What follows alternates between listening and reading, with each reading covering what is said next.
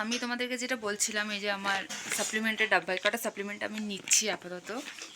তো এটাকে সাপ্লিমেন্ট কেন বলা হয়, তার কারণ হচ্ছে যে আমাদের যে প্রবলেমসগুলো আসে সেগুলো কী হয়, ক্যালসিয়াম, আয়রন, ভিটামিনস এইসবের এইসবের শরীরে যখন অভাব হয়ে যায় না, তখন আমাদের বিভিন্ন রকম প্রবলেমসগুলো চলে আসে।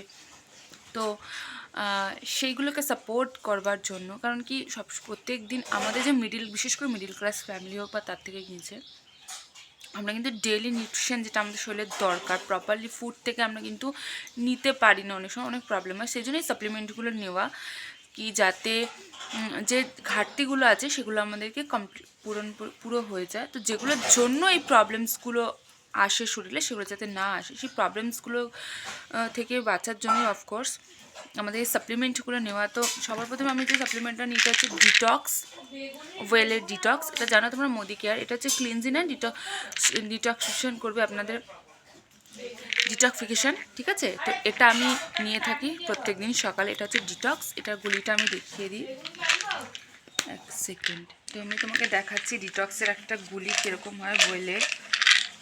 এরকম এরকম এরকম হচ্ছে ডিটক্সের একটা গুলি, হজমোলার মতন দেখতে না।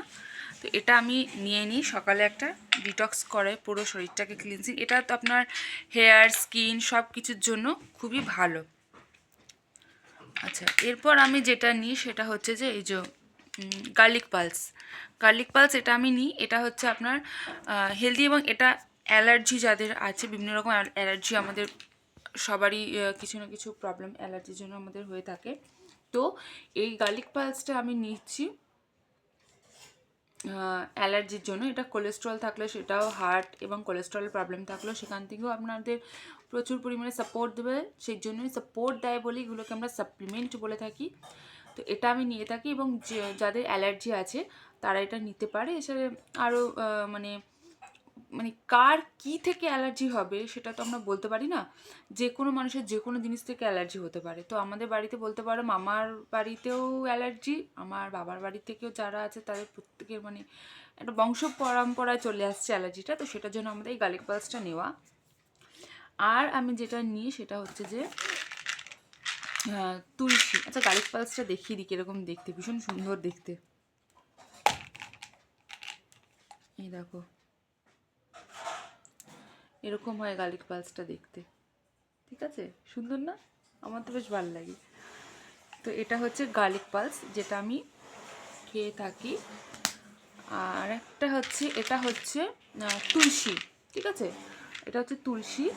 আমাদের কাশি সর্দির জন্য যাদের আছে, যাদের লেগেই থাকে সর্দি কাশিটা লেগেই থাকে, তার মধ্যে আমি একজন। তো এটা হচ্ছে সেই তুলসী, যেটা আপনাকে এই কাশি সর্দির হাত থেকে মুক্তি পেতে সাহায্য করবে। আর এখন তো ওয়েদার সিজনটা চেঞ্জ হচ্ছে, ঠান্ডাটা চলে গিয়ে গরমটা পড়ছে, ওয়েদার চেঞ্জ হচ্ছে। তো সেই সময়টা এটা নেওয়াটা খুব দরকার। আমি নিয়ে সত্যি খুব ভালো আছি। এ দেখো, এটা দেখতে হয় এরকম, এটা ঠিক আছে, এরকম দেখতে হয় ওয়েলের। এগুলো কিন্তু সমস্ত মোদি কেয়ারের প্রোডাক্ট। আর এটা কিন্তু প্রচণ্ড আয়ুর্বেদিক, ঠিক আছে। এর মধ্যে কোনো সাইড এফেক্ট নেই। তোমরা যদি চাও আমি এগুলোর সমস্তটা দিয়ে দেবো। আচ্ছা, এটা হচ্ছে পুদিনা তুলসী, মোদি কেয়ারের পুদিনা তুলসী। আমি এটা নিয়ে থাকি যাদের গ্যাস, অম্বলের প্রবলেম। দেখো, আমরা কিন্তু অনেক সময় কী হয়, গ্যাস আর অম্বলটাকে না এক করে ফেলি, ঠিক আছে, বুঝতে পারি না প্রবলেম হয়। তো সেক্ষেত্রে যাদের অম্বলের প্রবলেম আছে, গলা জ্বালা করছে, বুকে ব্যথা হয় না, এক সময় হয়, আমার তো মনে হয় পিন ফোটার মতন হতো একটা সময়, এখন সেটা থেকে অনেকটাই কম আছে। তো সেই জন্য আমি এই পুদিনা তুলসীটা নিই। এটা হচ্ছে এরকম দেখতে, দেখো এরকম, ঠিক আছে। এই পুদিনা তুলসীটা আমি নিয়ে নিই।